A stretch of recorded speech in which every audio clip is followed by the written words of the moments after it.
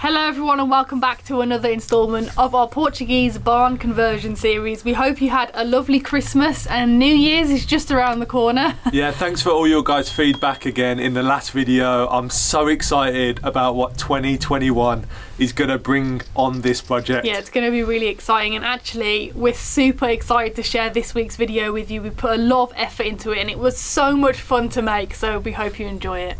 We're the indie project, Bea and Theo, and we've been living and travelling the world in vans for the past 6 years. We're currently renovating an abandoned stone barn in Portugal to turn it into a beautiful tiny home for us and our cat, Gingy Bear. Follow our journey from the very beginning as we document the whole process of creating an off-grid home. So it's pretty much 3 years to the day that we signed the contract, got our deeds, and we finally had our very own property here in Portugal. And today we're going to tell you the story of how we got here and give you guys at the end of the video, so make sure you hang around, a load of tricks and tips and what we've learnt.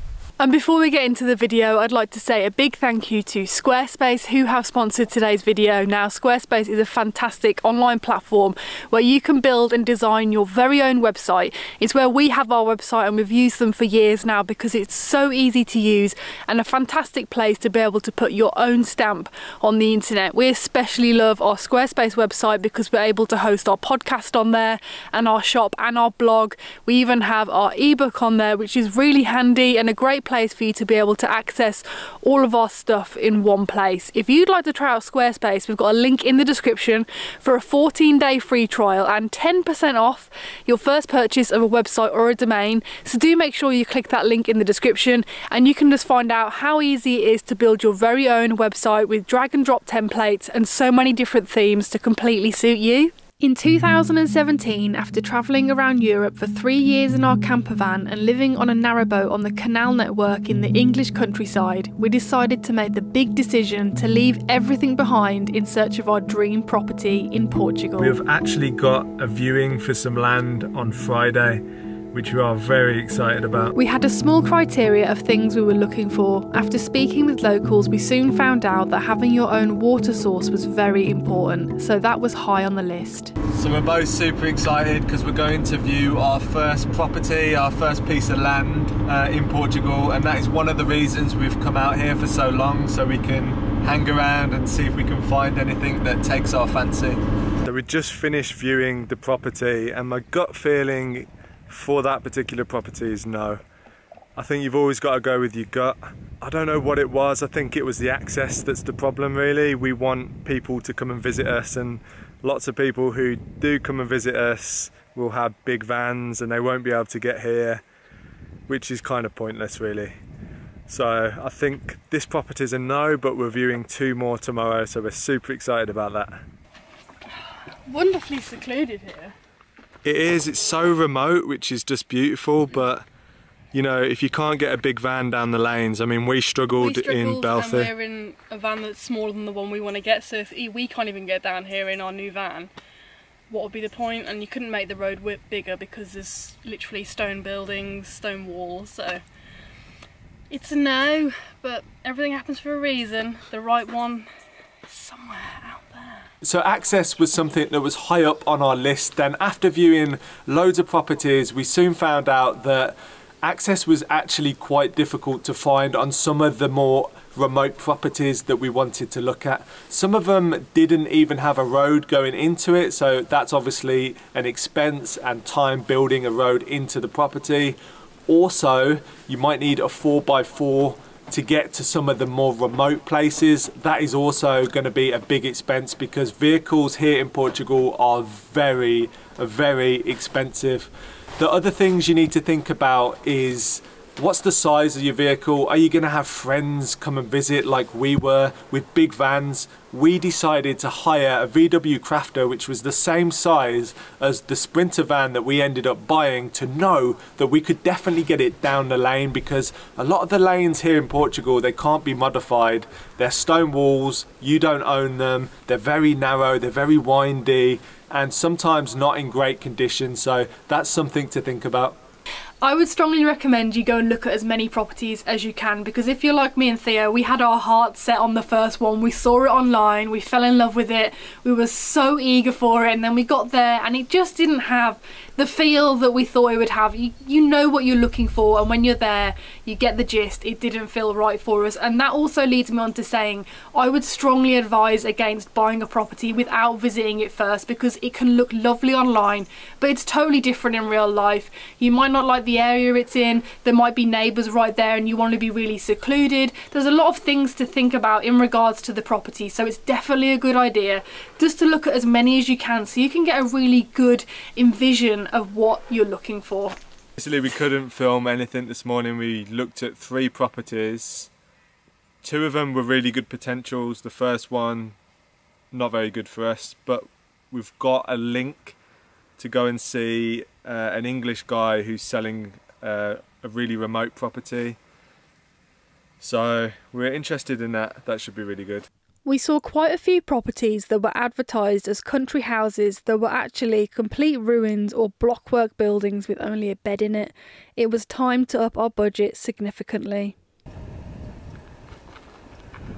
Interesting. You have to have a really open mind when you're seeing these places. What can be done? You can't go in there and see how it is at the moment. You have to think everything's gone and then what you want to do to it. So out of all of the properties we saw yesterday, there's one of them we really want to go back to, and we really enjoyed the landscape and the situation it was in. So we're going to go back there now and we're going to bring you guys along with us. So when we actually came to look at this property, we'd been around 10 other ones that day already, so we were pretty tired. And trust me, when you get to the end of a day of looking at a whole load of them, you kind of feel a little bit numb to what you're looking at, don't you? I can vouch for that. I was knackered. So you're trying to think ahead of all the overgrowth, all the broom, all the bushes, all of them kind of things, the access that we talked about. Everything to do with the property, you're running it around in your mind multiple times when you're walking around it, and you really have to think about how the property can be. So it's very tiring and very like taxing on the brain. So I wouldn't recommend seeing 10 in one day. Also you, because you were super tired by the end of that day, weren't feeling this property, were you? No, not at all. B was like, this is amazing. In my head, I was like, this is the best place. This is the one. And I just wanted to go back to the van and have a sleep and eat some food. And what are you doing? What is going on? This boy. Anyway, and something you might do if you find a property here in Portugal or buy a place is you might rescue an absolute knotter of an animal. There's also 2 wells on this property, which is really good. This one that's surrounded by brambles right now is actually spring fed, and then there's another one just over there, so this would be a really good place to grow stuff. It's nice and green, there's a lot of moisture in the earth here, so it'd be perfect for growing vegetables and all that sort of stuff, which I really want to try. Oh, and look, there's the van. You can drive all the way. You can't even see from here, but there's the house, well, the barn. It goes all the way up there, all the way up to the back. It's really private, it's lovely, it's perfect for what we want. And we can have people come and visit in their vans and park wherever they want. Obviously over here you've just got the broom and kind of shrubs growing over the track, but that's not a problem, that's easily fixed. You can literally drive straight over it, that's what we did yesterday. Yeah, the estate agent was just driving through bushes and stuff, but he was in a 4x4. Yeah. Yeah, it's a barn at the moment, but definitely could be turned into a decent sized little cottage style house. Nice little cool tiny home, because the stone makes it nice and cool in the summer. And then all up here we've got room for a slack line. What did you want? Dirt jumps or something? Yeah, I want some mountain bike dirt jumps. A bowl for hammock. Skateboarding, hammock, slack lines, did I already say that? Maybe a little cabin. Or an A-frame. Hot tub. So this right here is one of our wells. We've got 2 wells on the property. The other one is spring fed, and as you can see, B is pulling up and down.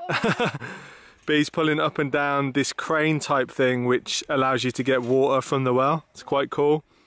No bucket on the end to actually get the water out, but yeah, there's no, the gist. there is no bucket on the end. And one of my favourite things about our land is the prickly pears that we have, because they just look gorgeous. They're so big, like, They are. how big is that? And look at that green set against the blue sky, looks amazing.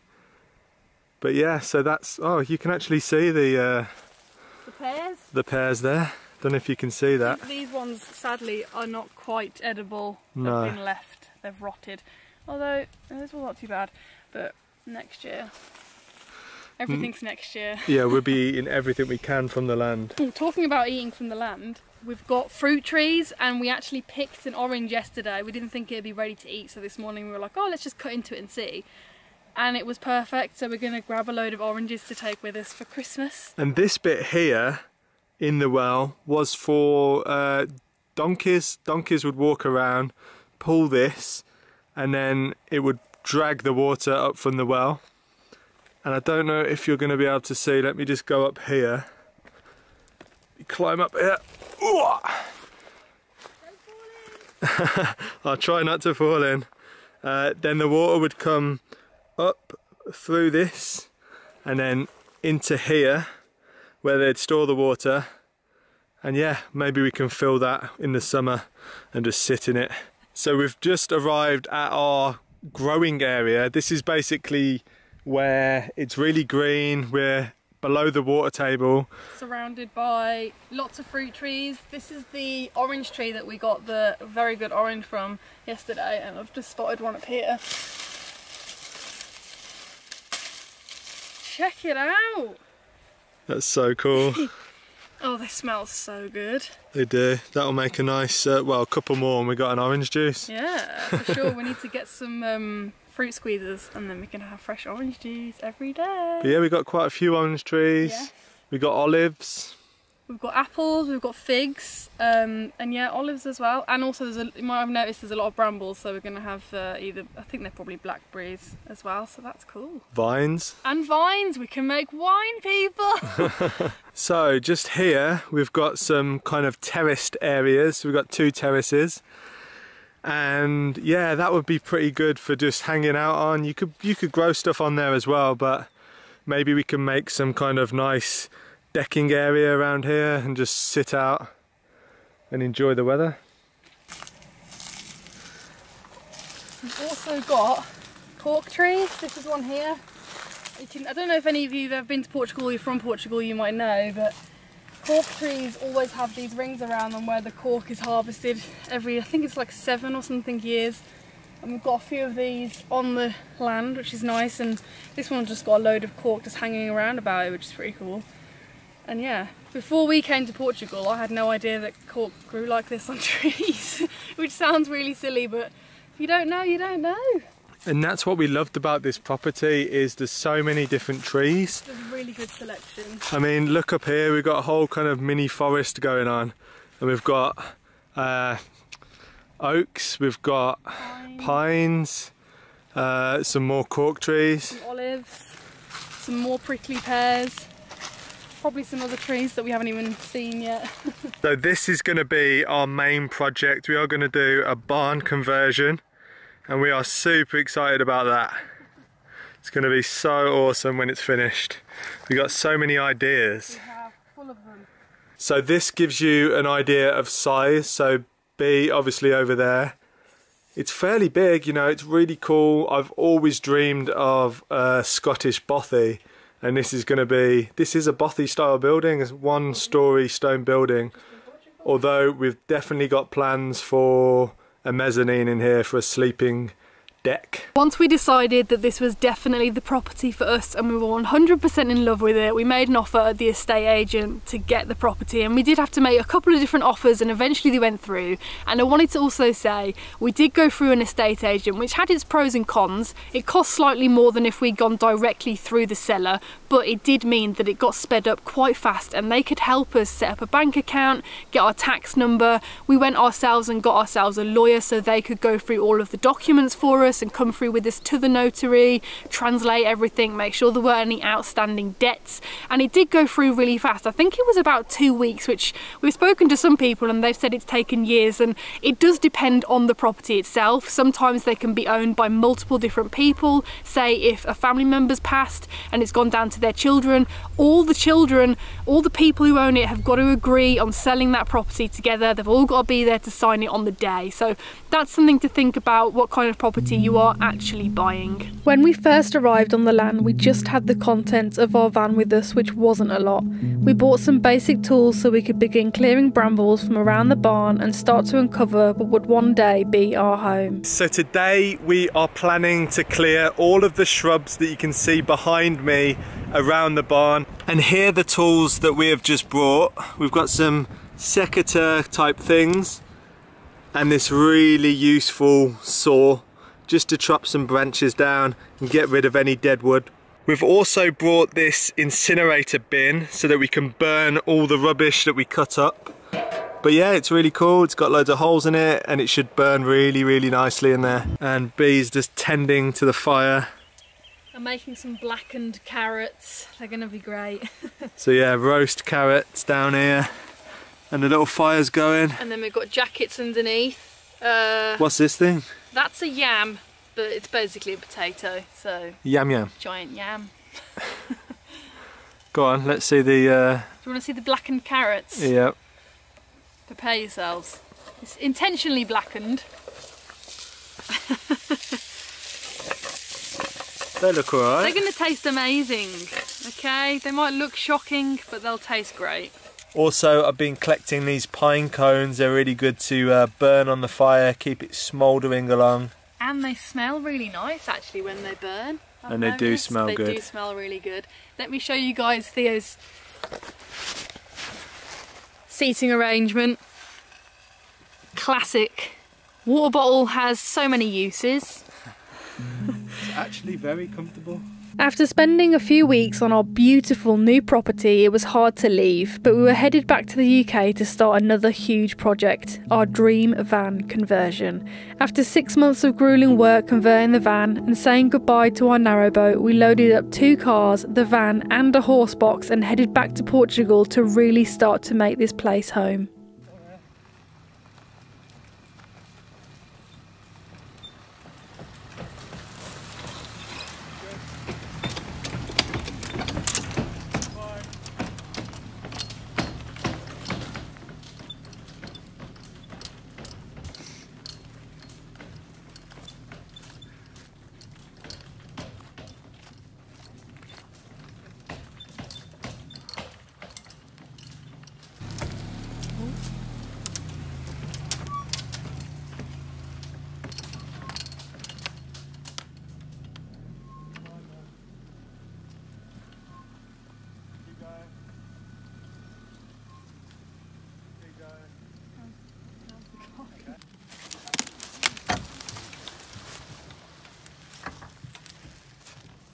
So that footage that you just saw of moving the horse box with all of our possessions into position at the top of our land was right here, and it looks so different after 3 years.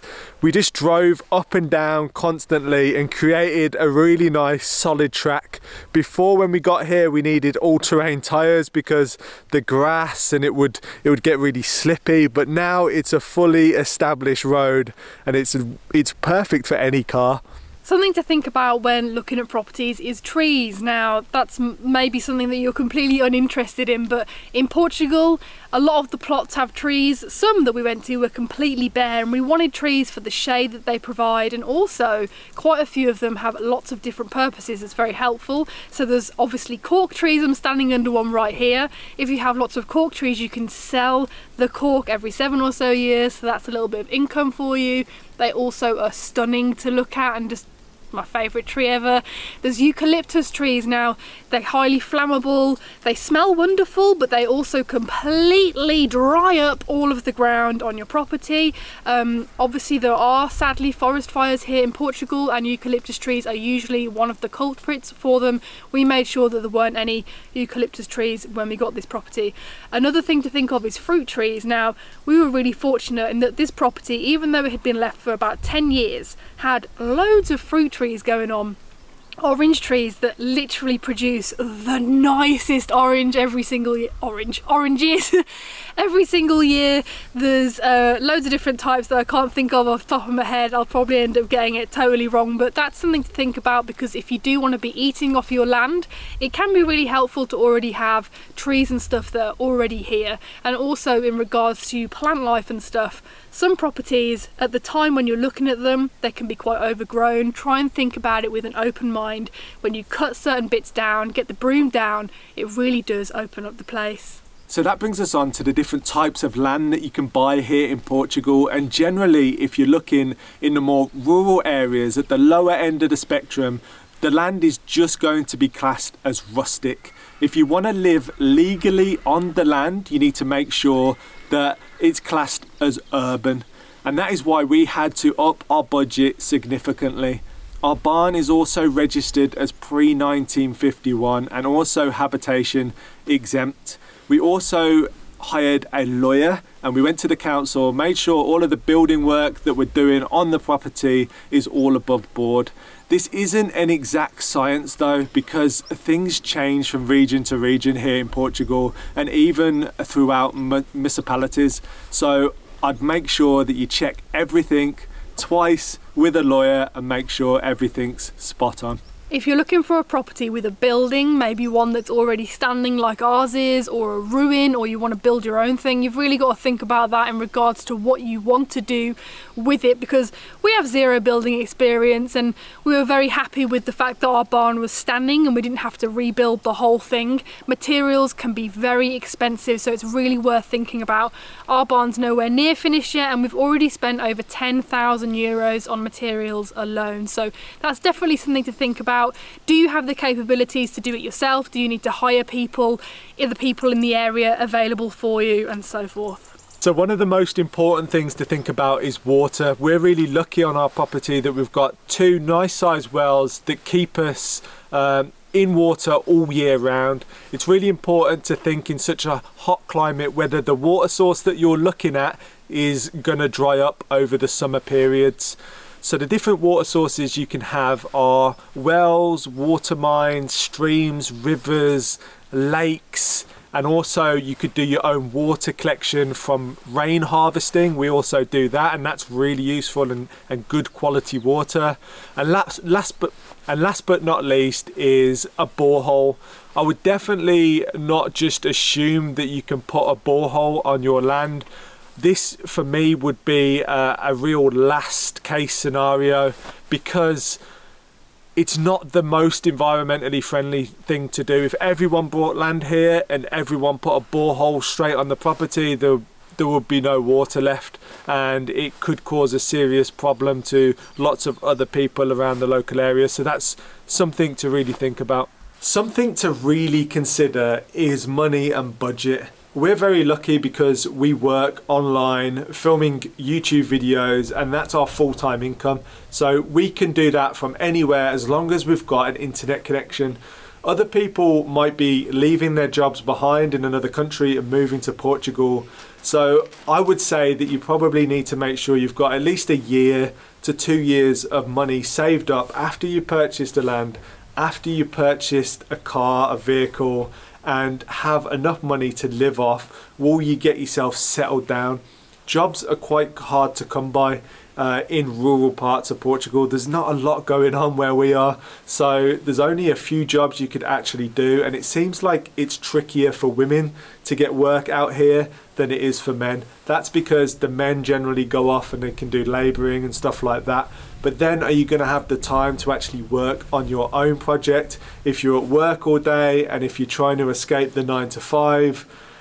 Are you just going to end up working more hours because the minimum wage here in Portugal is very low? So you might not need as much money, but you've also got to fund things like equipment. If you're living off grid, you need, you know, a strimmer, you need basic tools. Do you have that you can bring over with you?